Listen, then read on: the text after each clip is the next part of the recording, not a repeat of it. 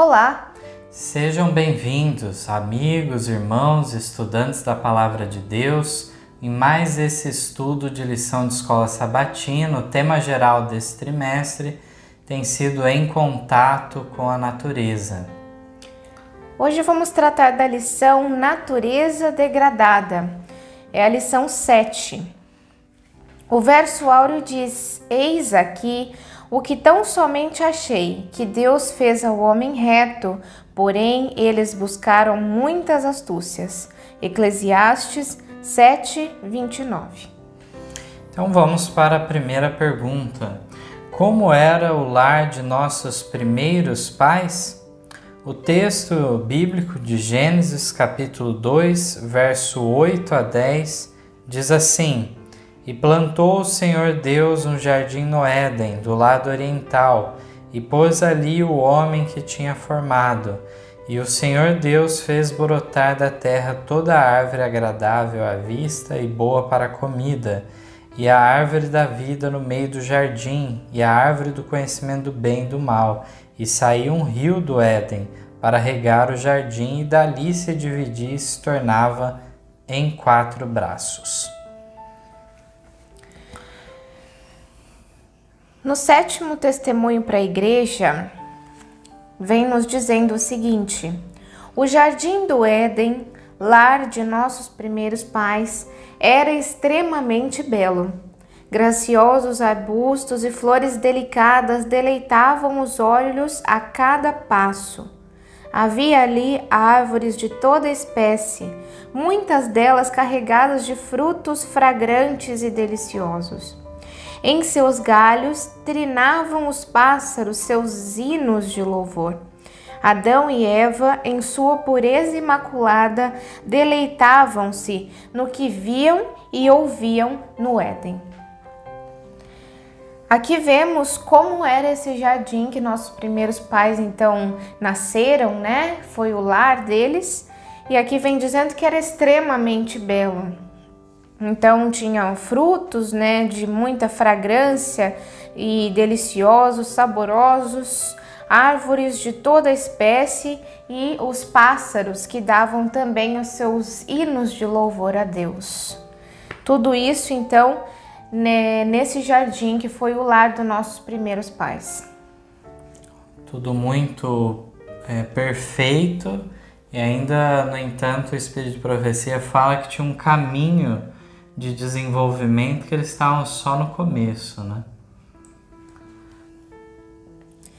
A segunda pergunta diz: logo após a queda, como ficou o ambiente em torno de Adão e Eva? Aqui o texto de Gênesis, capítulo 3, versos 6 a 10, declara: E viu a mulher que aquela árvore era boa para se comer e agradável aos olhos, e árvore desejável para dar entendimento. Tomou do seu fruto e comeu, e deu também a seu marido, e ele comeu com ela. Então foram abertos os olhos de ambos e conheceram que estavam nus, e coseram folhas de figueira e fizeram para si aventais. E ouviram a voz do Senhor Deus, que passeava no jardim pela viração do dia. E esconderam-se Adão e sua mulher da presença do Senhor Deus entre as árvores do jardim. E chamou o Senhor Deus a Adão e disse-lhes: Onde estás? E ele disse: Ouvi a tua voz soar no jardim, e temi porque estava nu e escondi-me. Então, resumidamente aqui, tem o quadro aí da queda, né? Desde o primeiro momento com Eva, depois ela levando até Adão, os dois fugindo da presença de Deus. Aqui o texto inspirado de Ellen White, Patriarcas e Profetas, página 57, declara assim: Depois da sua transgressão, Adão a princípio imaginou-se a entrar para uma condição mais elevada de existência, mas logo o pensamento de seu pecado o encheu de terror. O ar, que até ali havia sido de uma temperatura amena e uniforme, parecia resfriar o culpado casal. desapareceram o amor e paz que haviam desfrutado e em seu lugar experimentavam uma intuição de pecado, um terror pelo futuro, uma nudez de alma. A veste de luz que os rodeara agora desapareceu e para suprir sua falta procuraram fazer para si uma cobertura, pois enquanto estivessem nus não podiam enfrentar o olhar de Deus e dos santos anjos. Aqui vemos a mudança rapidamente, ocorrendo no próprio ambiente em que eles estavam, e a partir daí, ainda que num primeiro momento da queda, aqui fala de Adão achando que poderia entrar numa condição mais elevada, aquilo que era prometido por Satanás, logo eles se depararam com essa situação de uma intuição de pecado, um terror pelo futuro, aqui declara, né? Sim, e bastante interessante que diz aqui sobre o frio, o clima, que houve uma mudança também. Ali era como numa estufa, numa incubadora, como se Deus mantivesse ali um clima adequado para a sobrevivência do homem, mas isso também foi modificado e vieram extremos de frio e de calor. Vamos então para a terceira pergunta agora. Que espécie de ambiente o triste par teve de enfrentar ao serem expulsos do Éden? E como foi a reação deles? Aqui, Gênesis 3, 16 a 18, declara da seguinte forma: E a mulher disse: multiplicarei grandemente a tua dor e a tua conceição, com dor darás à luz filhos. O teu desejo será para o teu marido, e ele te dominará. E a Adão disse: porquanto deste ouvidos à voz de tua mulher e comeste da árvore de que te ordenei, dizendo: não comerás dela, maldita é a terra por causa de ti, com dor comerás dela todos os dias da tua vida. Espinhos e cardos também te produzirá e comerás a erva do campo. No testemunho, vem dizendo o seguinte: com humildade e indizível tristeza, despediram-se de seu belo lar e saíram para habitar na terra, onde repousava a maldição do pecado. A atmosfera, que fora tão amena e constante em sua temperatura, estava agora sujeita a assinaladas mudanças, e o Senhor misericordiosamente lhes proveu uma veste de peles como proteção contra os extremos de calor e frio. Testemunhando eles, no murchar da flor e no cair da folha, os primeiros sinais da decadência, Adão e sua companheira choraram mais profundamente do que os homens hoje fazem pelos seus mortos. A morte das débeis e delicadas flores era, na verdade, um motivo para tristeza. Mas, quando as formosas árvores derrubaram as folhas, esta cena levou-lhe vividamente ao espírito o fato cruel de que a morte é o quinhão de todo ser vivente. Então aqui nós vemos um cenário de muita tristeza, que foi para os nossos primeiros pais. Aqui diz que uma tristeza gigantesca, como o de nós hoje, quando perdemos um ente querido, um falecido, um familiar muito querido. Então foi assim que eles choraram, com muita tristeza pelo pecado, ao ver o resultado do pecado sobre ali aquelas árvores, folhas, a natureza testificando deste pecado. É um texto muito eloquente que faz a gente refletir, de como que ao decorrer do tempo, de fato, se acostumamos com os efeitos, as consequências do pecado neste mundo. Para eles, naquele primeiro momento, foi um baque muito grande, um pequeno detalhe, E sabemos que nessa vida realmente é isso que tem reservado, só realmente com uma interferência direta de Deus nesse mundo para resolver. Sim.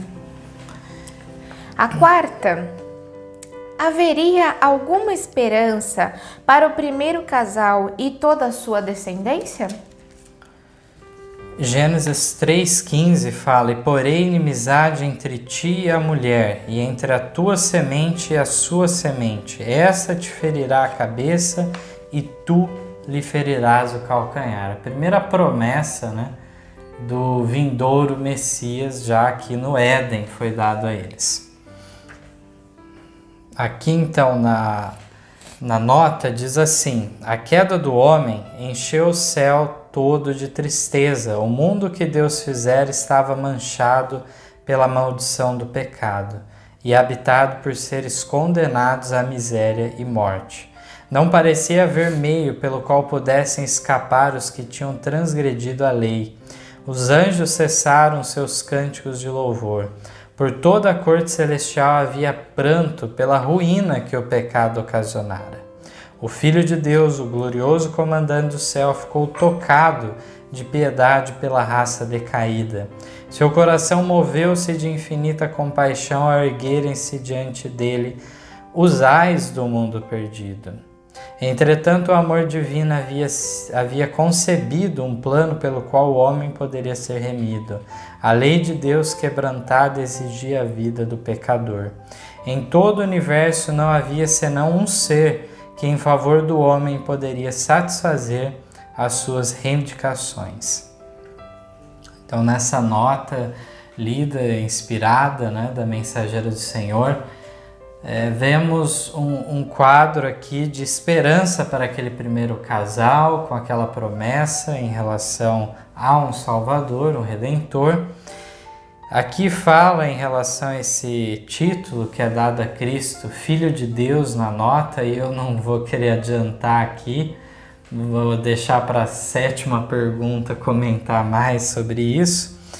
Mas já na parte final desta nota, é declarado que a lei de Deus tinha sido quebrantada e deveria ser paga a condenação de fato. Alguém então se coloca em favor do pecador.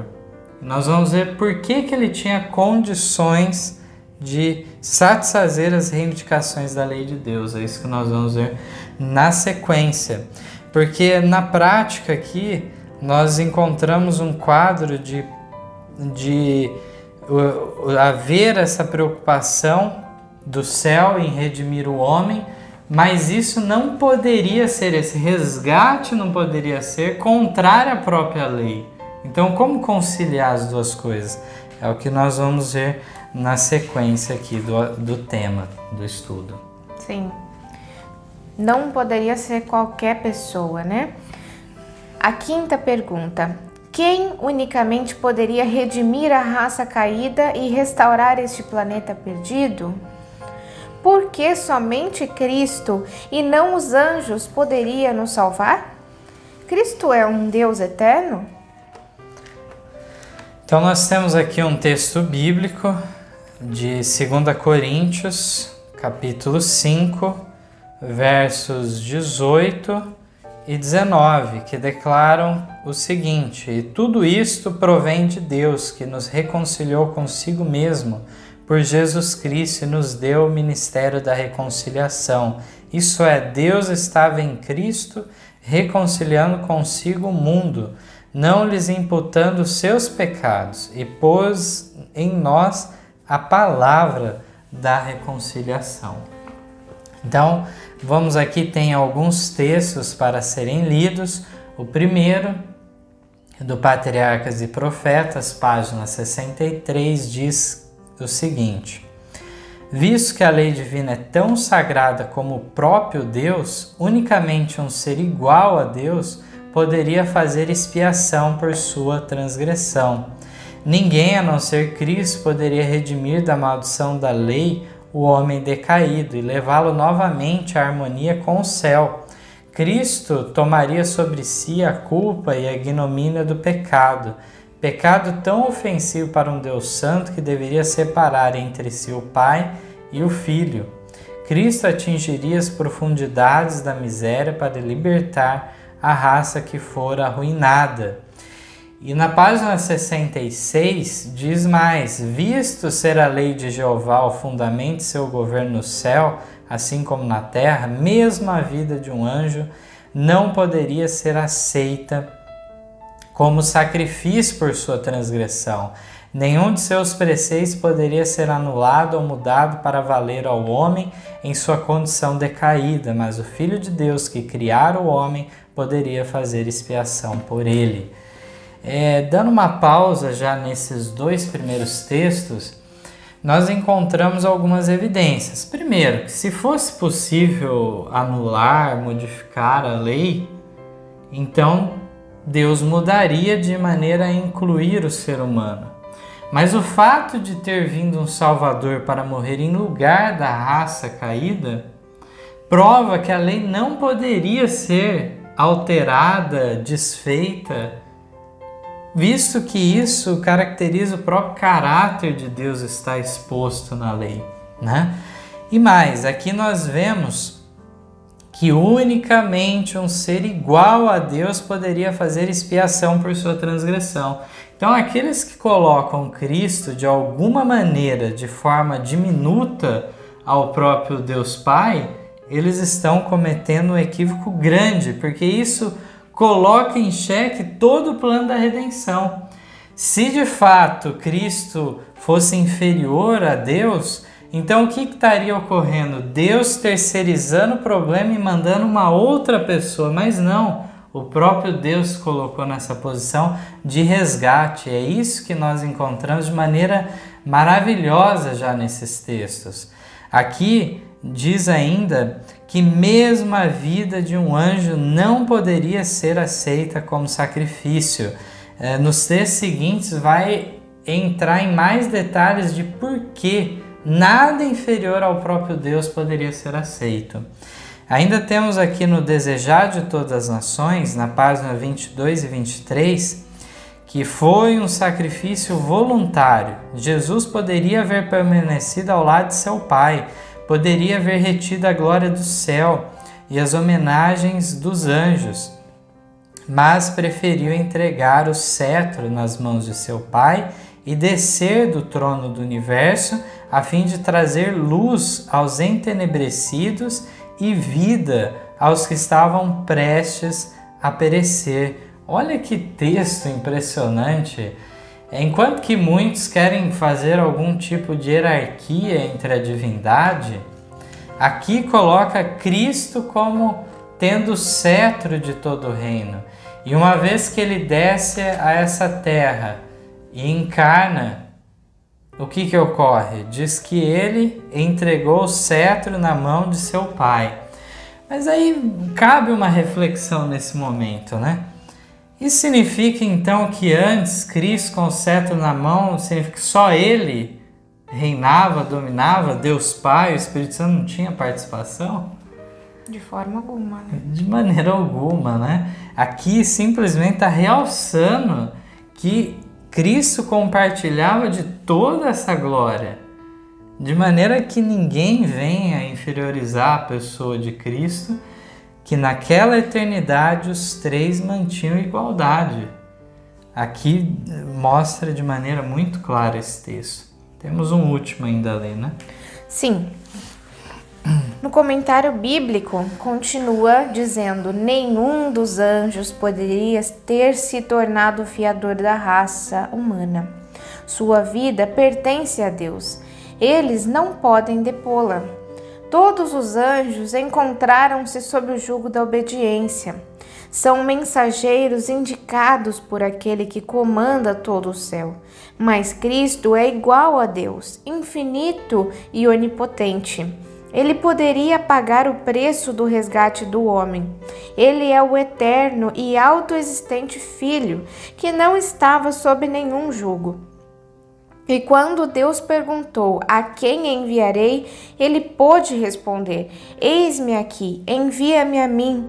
Ele podia oferecer-se como fiador do homem, pois era capaz de dizer aquilo que o mais elevado anjo não podia: eu tenho poder sobre minha própria vida, poder para entregar e poder para reavê-la. Que grande poder, então. Aqui diz que ele é o único que poderia ter respondido assim, porque ele é o único que poderia falar, que tem o poder, né, tanto para desfazer da vida, quanto para reavê-la.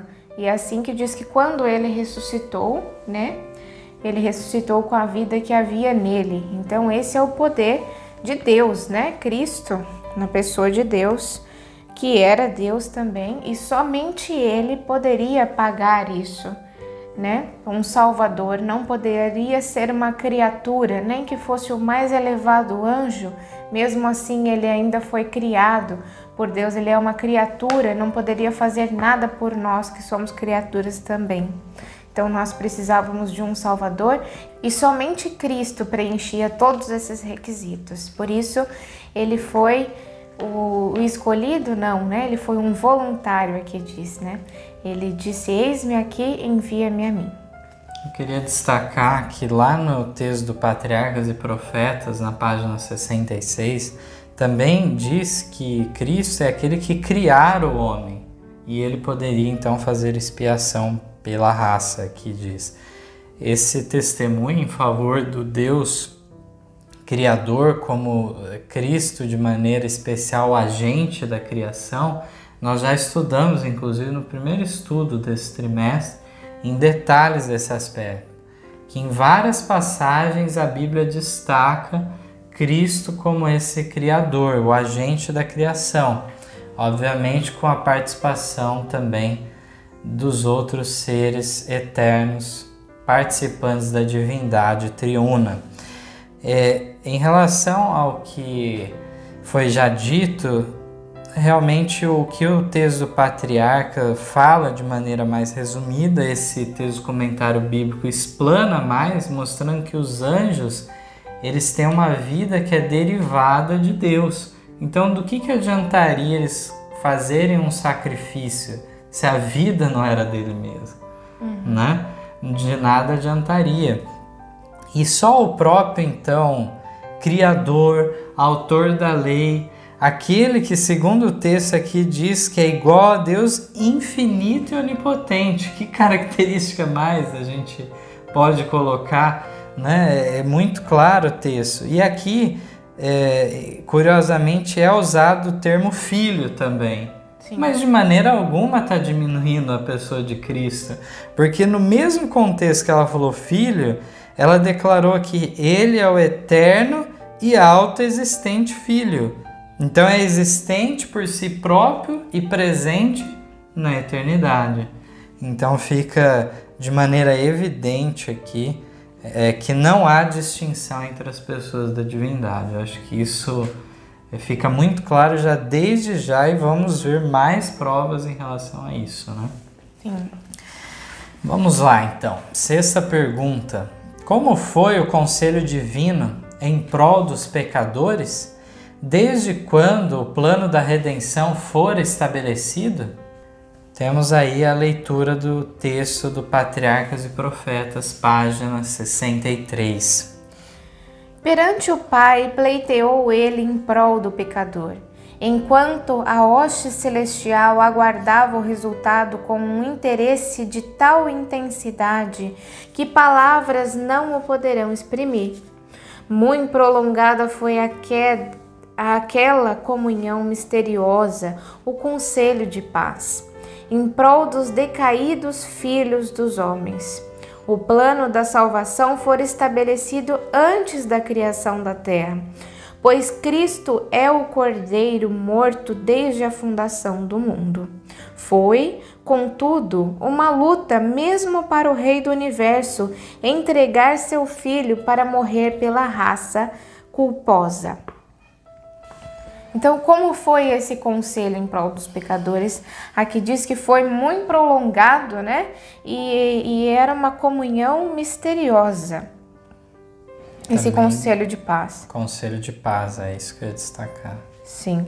E diz também, né, desde quando esse plano que ele foi criado, desde antes da fundação da Terra, esse plano já está estabelecido. Eu só gostaria de destacar ainda que o texto termina falando da luta, né? Que foi entregar seu filho para morrer pela raça culposa. Então, as pessoas quando leem esses textos, elas entendem como que na eternidade estivesse nessa condição já de pai e filho, cada um ser da divindade. Como essa fosse a realidade eterna. No entanto, nós recebemos essas revelações da parte de Deus, trazendo algo no contexto que já se passou vários eventos. E para nossa compreensão, é usado termos ao nosso alcance. É dito sobre o pai, sobre o filho, mesmo em ocasiões que eles não eram pai e filho. Sim. Mas é usado tal título. De maneira estrita, se nós fôssemos falar, o nome Jesus, por exemplo, é um nome a partir da encarnação. Do nascimento. Do nascimento. No entanto, vamos encontrar textos de lá de trás, no céu, ou quando apareceu para um patriarca, apareceu para Israel, chamando de Jesus. Né? O próprio termo Cristo vem de Messias, ungido, é uma espécie de um título. Então, cada nome, cada termo que vai se juntando nos ajuda a entender a pessoa de Deus, o seu caráter e assim por diante, né? Mas não podemos nos limitar e achar que isso está se referindo à eternidade, de maneira alguma, mas para nossa compreensão foi usado tais termos. Vamos à sétima. Jesus também é nosso Pai? Portanto, na eternidade, Jesus é filho ou somente no plano da redenção ele é considerado filho? Quem são estes? Disse o Senhor ao meu Senhor no Salmo 110? Na profecia de Samuel, como seriam conhecidos um Deus e o outro Deus? Então, o primeiro texto bíblico para a leitura está em 2 Samuel, capítulo 7, versos 12 a 14. É como se Deus estivesse falando diretamente com Davi. Quando teus dias forem completos e vieres a dormir com teus pais, então farei levantar depois de ti um dentre a tua descendência, o qual sairá das tuas entranhas, e estabelecerei o seu reino. Esse edificará uma casa a meu filho, ao meu nome, aliás, e confirmarei o trono do seu reino para sempre. Eu lhe serei por pai e ele me será por filho. E se vier a transgredir, castigá-lo-ei com vara de homens e com açoites de filhos de homens. Então aqui, as profecias, elas falavam em relação ao Messias vir da descendência de Abraão, da tribo de Judá. Posteriormente foi revelado que viria da casa de Davi também o Messias. E aqui vem trazendo essa promessa, dizendo de depois que Davi já falecesse, viria um da sua descendência para ser o Salvador. E aí nós encontramos aqui essa colocação, eu lhe serei por pai e ele me será por filho. Cada um colocando o quê? Colocando-se numa posição dentro do plano da redenção. Uma posição que não existia anteriormente, né? Aí vemos pelo verbo, né, que seria de agora para frente. Eu lhe serei por pai e ele me será por filho. Um texto muito claro que nos explica muito, né, de como funcionava antes de tudo isso. Lucas 1,35 também declara, e respondendo o anjo disse-lhe, descerá sobre ti o Espírito Santo e a virtude do Altíssimo te cobrirá com a sua sombra. Por isso também o santo que de ti há de nascer será chamado Filho de Deus. Mais uma vez por futuro aqui, será chamado. A partir da encarnação ele é considerado Filho de Deus. Temos ainda o texto de Hebreus, capítulo 1. Esse primeiro capítulo, Paulo faz várias citações, né? E nesse verso 5, curiosamente, ele faz duas citações. Uma do Salmo 2, verso 7, e depois de 2 Samuel 7,14, que nós lemos agora há pouco. Então ele fala assim no verso 5: porque a qual dos anjos disse jamais, tu és meu filho, hoje te gerei? E outra vez, eu lhe serei por pai e ele me será por filho? Então aqui na argumentação de Paulo, ele vem apresentando o fato de que não se comparava o Cristo, o Messias, aquele que já tinha vindo, que era o Jesus Cristo Nazareno, não se comparava aos anjos. Porque a qual dos anjos foi declarado tal coisa? Tu és meu filho, hoje te gerei, dizendo então em relação justamente a essa geração como humano. Aqui diz também o texto de Samuel que nós lemos: eu lhe serei por pai, ele me será por filho. Portanto, quando nós lemos esses textos, fica muito claro em que contexto eles se inserem. Colocar ideias especulativas quanto a uma geração na eternidade remota, coisas do gênero, não tem nenhuma revelação bíblica em relação a isso de maneira alguma. Os textos que apontam em relação a uma geração têm a ver então com a encarnação de Cristo. Temos aqui também na pergunta uma referência para ver o texto de Mateus capítulo 22, 41, os versos a 46. Esse é um texto bem curioso, porque Jesus ele não só responde a certas questões, que normalmente se apresentavam questões e ele respondia, mas nesse texto ele faz perguntas também para aqueles ouvintes.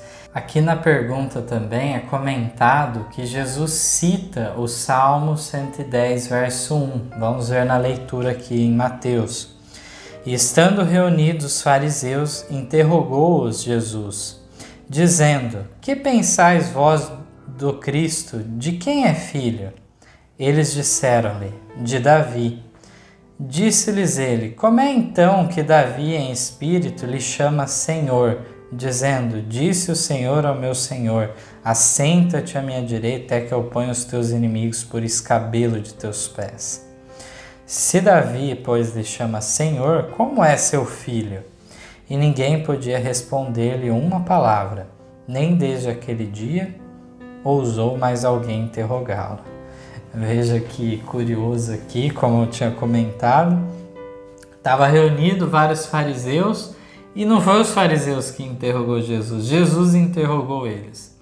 E aí, nesse quadro aqui, de forma para mexer com a mente deles, mostrou, né, que esse Messias que viria, seria o filho de Davi, na realidade tinha uma pré-existência.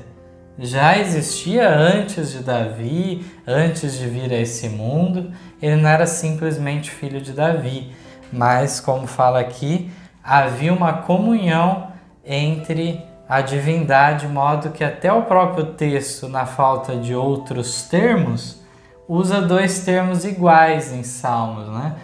Um Senhor conversando com outro Senhor. Vamos agora para a nota. A primeira nota, Desejar de Todas as Nações, página 483. Por mais que um pastor ame as suas ovelhas, ama ainda mais a seus próprios filhos e filhas. Jesus não é somente o nosso pastor, é nosso eterno Pai. E ele diz: conheço as minhas ovelhas e das minhas sou conhecido, assim como o Pai me conhece a mim, também eu conheço o Pai. Que declaração é esta? É ele, o Filho unigênito, aquele que se acha no seio do Pai, aquele que Deus declarou ser o varão, que é o meu companheiro, e apresenta a união entre ele e o eterno Deus como figura da que existe entre ele e seus filhos na terra. No mesmo livro, na página 113, também é declarado: e as palavras dirigidas a Jesus no Jordão, este é meu filho amado em quem me comprazo, abrangem a humanidade. Deus falou a Jesus como nosso representante. Então, começando por esse último texto, Quando então há aquela comunicação no batismo de Jesus, este é meu filho amado em quem me comprazo, Deus não estava falando com Jesus em relação à relação que eles tinham entre um Deus e o outro, mas sim entre Deus e agora este Jesus, nascido de mulher, que deveria ser o cabeça da humanidade. Enquanto que o primeiro Adão falhou, agora veio o segundo Adão para representar a humanidade. Aqui o texto vem falando justamente nesse sentido. E no texto de cima, nós vemos aqui como que de maneira alguma é inapropriado chamar Jesus de Pai. Aqui fala que ele não somente é nosso pastor, é nosso não só Pai. O que o texto fala? Eterno Pai. Veja só que maravilhoso, né? A revelação. E uma outra revelação do Antigo Testamento está aqui nesse texto de Zacarias 13:7. Assim como nós vimos lá em Salmo, um Senhor falando com o outro, aqui fala também que Deus declarou ser o varão que é o meu companheiro. Então foi essa designação em relação ao Messias, Deus falando que ele era o companheiro dele. Então dessa maneira nós encontramos de maneira muito clara como que é a divindade de Cristo muito bem solidificada tanto na Bíblia como no Espírito de Profecia. Em relação às perguntas, né, realizadas até de uma maneira um tanto retórica, né, nós temos aqui de fato essa pergunta: portanto, na eternidade Jesus é filho ou somente no plano da redenção ele é considerado filho? De fato, sabemos que é dentro desse plano da redenção, cada um tomando sua função. Inclusive o Espírito Santo é enviado depois que Jesus ascende ao céu como aquele outro Consolador. Jesus já era um Consolador, o Espírito Santo veio como o outro Consolador, mas desde sempre foi aquele que procurava agir através da mente, da consciência do ser humano para convencê-lo do pecado. Então, encontramos aqui diversos relatos que nos mostram a realidade dessa divindade. Vamos agora para a 8ª pergunta, que diz assim: se aquele que é chamado de Deus Pai tivesse encarnado e habitado entre nós, teríamos uma história diferente da que temos?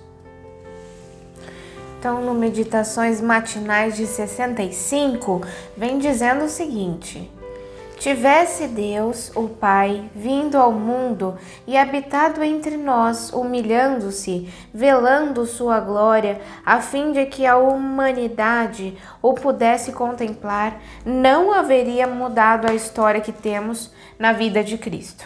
Então, claramente aqui dizendo que nada teria mudado. Para a gente, nós teríamos a mesma história, só que seria outro Deus que teria se colocado ali no lugar de Cristo. E isso não afetaria de nenhuma forma a história que nós conhecemos. Muito importante realmente esse texto. São textos, né, que nos ajudam a abrir a mente nesse assunto. Com certeza. Né? Eu gostaria ainda de salientar sobre esse ponto que você destacou, que então, se tivesse sido outra pessoa da divindade, teria ocorrido os eventos da mesma forma, como você disse. Então, portanto, mudaria a pessoa da divindade, mas teria as funções as mesmas. Teria o Pai, o Filho e o Espírito Santo, assim como nós conhecemos. Porque cabia dentro do plano da redenção essa divisão. É importante esses detalhes. Passamos à 9ª. Em verdade, que atitude a divindade triuna tomou? Qual dos 3 da divindade eterna veio em oferta pelo pecado? Texto de Hebreus, capítulo 2, versos 10 e 11 diz assim: porque convinha que aquele para quem são todas as coisas e mediante quem tudo existe, trazendo muitos filhos à glória, consagrasse pelas aflições o príncipe da salvação deles. Porque assim o que santifica como os que são santificados são todos de um, por cuja causa não se envergonha de lhes chamar irmãos. Então aqui Cristo se colocando, né, nessa posição de nosso irmão. Ele é o nosso irmão mais velho, como Ellen White comenta em outros lugares, né? Sim. Vamos para o texto do Conselho sobre Saúde, página 222, retirado, primeiramente, a fonte original é da Review Herald, 2 de maio de 1912, um texto preciosíssimo. A divindade moveu-se de compaixão pela raça, e o Pai, o Filho e o Espírito Santo deram-se a si mesmos ao estabelecerem o plano da redenção. A fim de levarem a cabo plenamente esse plano, foi decidido que Cristo, o unigênito Filho de Deus, se desse a si mesmo em oferta pelo pecado. Portanto, a divindade toda se envolveu, se comoveu em favor dessa raça pecadora. E aqui o texto declara: deram-se a si mesmo, e a fim de levar a cabo o plano da redenção, não era necessário os três virem, encarnarem, morrerem, ressuscitarem, mas foi escolhido um deles. E como nós já lemos lá na pergunta lá, a pergunta 5, foi um sacrifício voluntário. Foi dito: a quem enviarei? E Cristo respondeu: eis-me aqui, envia-me a mim. Né? Maravilhosa revelação encontramos aqui sobre a Trindade. Vamos então para a 10ª pergunta. Mesmo com a terra degenerada, que intuito tinha o Criador para seu povo?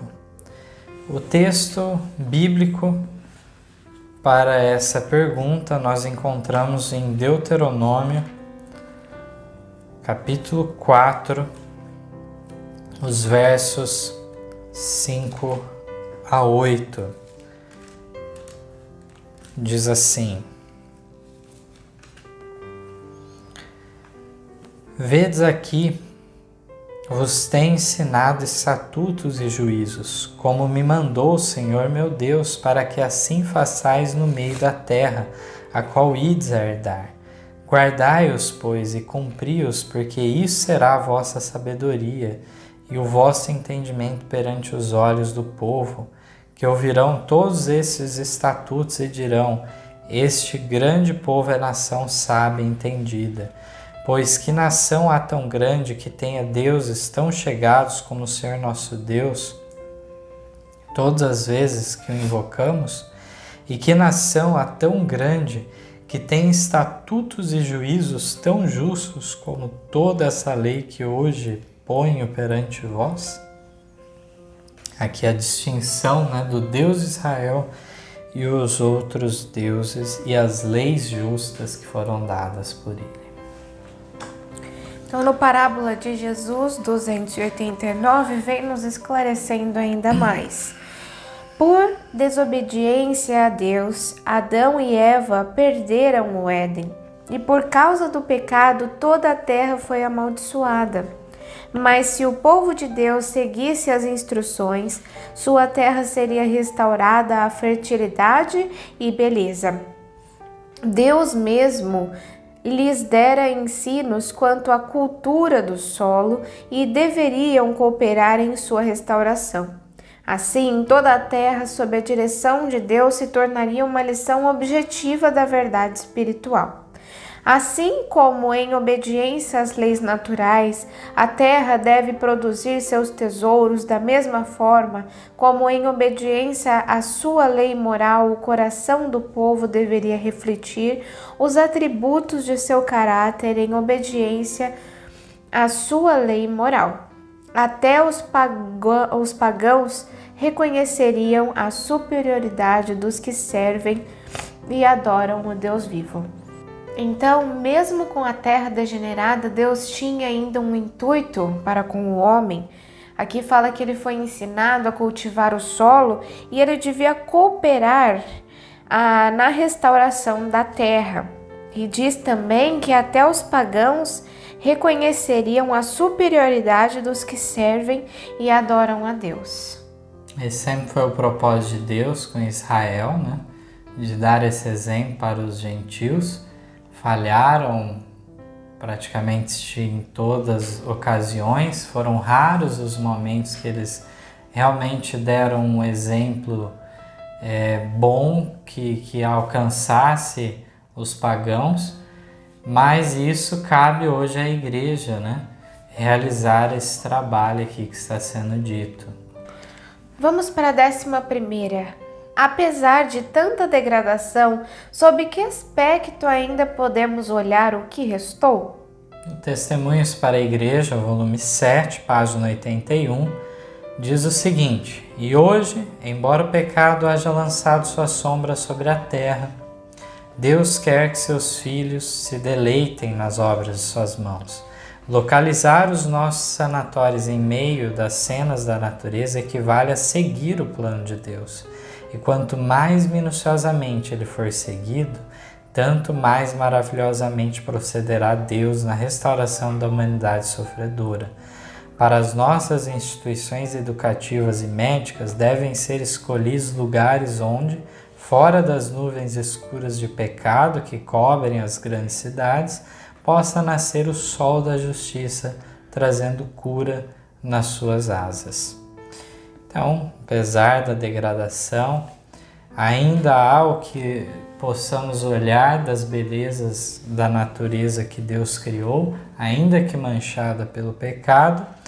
E aqui tudo isso, esse contato com a natureza pode ajudar na restauração da humanidade em maior ligação com o Criador, longe também o olhar do mal que há nas cidades, né? Como aqui fala. E vemos ainda em relação às instituições, né? Sanatórios aqui que seriam a parte então das clínicas de saúde e assim como as escolas que deveriam ser construídas no campo para benefício, seja dos alunos, seja dos pacientes. Então, com certeza, como a gente conhece da natureza, com as suas belas paisagens e tudo de muito belo que nós conhecemos, e imaginar que isso não é nem metade do que seria a natureza antes do pecado, né? Então, nós não podemos imaginar tais coisas. Nós achamos belos as cenas da natureza, mas isso não é nada comparado a como era antes. Mas ainda assim, aqui vem tratando que é o melhor lugar, né, tanto para nós cristãos morarmos, quanto para ser colocadas as instituições da igreja. Vamos agora para a pergunta de número 12. O que as crianças aprenderão ao se depararem com espinhos e flores, beleza e aflição? Então, no 6º testemunho para a igreja, diz: descrevam-lhes a grande obra da criação de Deus. Contem-lhe que a terra, quando ele a fez, era bela e sem pecado. Cada flor, arbusto e árvore correspondiam ao propósito divino. Tudo sobre que o homem pousava o olhar o deleitava, sugerindo-lhe pensamentos do amor divino. Todos os sons eram harmônicos e em consonância com a voz de Deus. Mostrem-lhes que foi o pecado que manchou essa obra perfeita, e que os espinhos, cardos, aflição, dor e morte são o resultado da desobediência a Deus. Expliquem-lhes também que, apesar da maldição do pecado, a terra ainda revela a bondade divina. as campinas verdejantes, as árvores altaneiras, o alegre sol, as nuvens, o orvalho, o silêncio da noite, a magnificência do céu estrelado e a beleza da lua dão testemunho do Criador. Não cai do céu uma só gota de chuva, nenhum raio de luz incide sobre este mundo ingrato sem testificar da longanimidade e do amor de Deus. Então temos aqui a natureza testificando sempre do amor de Deus, como nós podemos facilmente ver na natureza. Então, algo que pode ser ensinado aqui para as crianças, vem falando na pergunta, mas sim, não só para as crianças, mas para todos, ensinado sobre o amor de Deus nas flores, na relva, que tudo testifica de Deus e que os cardos, os espinhos, as aflições vieram através do pecado, foram a consequência do pecado. Então essa é a explicação que deve ser dada sobre esses espinhos. São poderes antagônicos, né? Não foi o mesmo que criou tanto uma coisa contra a outra. Vamos seguir com a pergunta de número 13. Quem é o causador de toda a degradação existente na Terra? Aqui temos o texto de Apocalipse 12:12, que diz assim: Por isso alegrai-vos, ó céus, e vós que nele habitais. Ai dos que habitam na terra e no mar, porque o diabo desceu a vós e tem grande ira, sabendo que já tem pouco tempo. Esse é o nosso grande inimigo e o causador do mal nessa terra, né? E vemos de maneira acentuada aqui Ellen White comentando sobre isso no Grande Conflito, página 500. O mesmo Espírito que produziu a rebelião no céu ainda inspira a rebelião na terra, que é o campo de ação dele agora, né? Satanás tem continuado com os homens o mesmo estratagema que adotou em relação aos anjos. Seu espírito ora reina nos filhos da desobediência, semelhantes a ele, procuram romper com as restrições da lei de Deus, prometendo liberdade aos homens por meio da transgressão dos preceitos da mesma. A reprovação do pecado suscita ainda o espírito de ódio e resistência. Quando a consciência é advertida pelas mensagens divinas, Satanás leva os homens a justificar-se e a procurar a simpatia de outros em seu caminho de pecado. Em vez de corrigirem seus erros, indignam-se contra aqueles que reprovam, como se fora ele a causa única da dificuldade. Desde os dias do justo Abel até o nosso tempo, esse é o Espírito que tem sido manifestado para com os que ousam condenar o pecado. Então aqui fala dessa dificuldade em relação aos servos de Satanás, na realidade, aqueles que não aceitam a reprovação. Sempre a reprovação do pecado, mesmo que feita num espírito de amor, é encarada com ódio, com resistência. Isso tem sido desde lá daquela primeira linhagem que foi sendo formada com Caim e com Sete. E aí nós vemos dessa maneira que aquele ódio que Abel sofreu de seu irmão é a realidade também dos que querem viver piamente em Cristo Jesus. Paulo fala aqui que eles padecerão perseguição. Vamos para a pergunta de número 14, a última. Por que o grande inimigo continua obtendo certo sucesso? Capítulo 3 de Apocalipse, verso 15, diz assim: Conheço as tuas obras, que nem és frio nem quente. Quem deras fosses frio ou quente. E temos também Lamentações, trazendo aí um texto interessante para a nossa leitura, o capítulo 3, verso 39. De que se queixa, pois, o homem vivente? Queixe-se cada um dos seus pecados. No grande conflito, diz, Satanás conjuga todas as forças e arremessa ao combate todo o seu poder. Por que não encontra ele maior resistência? Porque são os soldados de Cristo tão sonolentos e indiferentes?